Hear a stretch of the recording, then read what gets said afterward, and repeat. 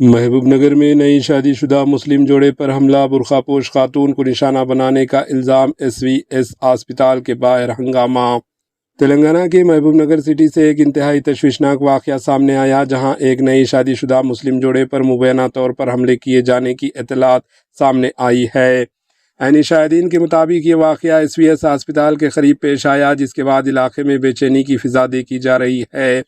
اطلاعات کے مطابق محمد طلحہ، ان کی بیوی فرحانہ بیگم اور ایک رشتہ دار سڑک حادثے کے بعد موقع پر موجود تھے، جب مبینہ طور پر نشے میں دھت چند نوجوانوں نے ان پر حملہ کر دیا۔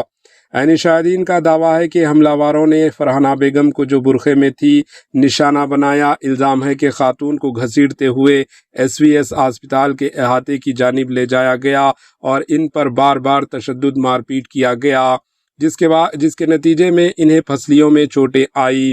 اسی دوران محمد طلحہ اور ان کے کزن کو بھی شدید تشدد کا سامنا کرنا پڑا، جس سے دونوں کے سر پر سنگین زخم آئے۔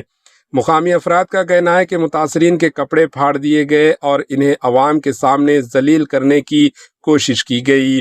عینی شاہدین نے یہ بھی الزام عائد کیا ہے کہ حملے کے دوران فرحانہ بیگم کے زیورات بھی چھین لیے گئے۔ فی الحال پولیس کی جانب سے واقعے کی مکمل تحقیقات جاری ہے۔ حملے کی اصل وجوہات اور تمام الزامات کی سرکاری تصدیق ہونا ابھی باقی ہے۔ مقامی افراد نے ذمہ داروں کے خلاف سخت سے سخت قانونی کارروائی کا مطالبہ کیا۔ Bureau report, AHN news.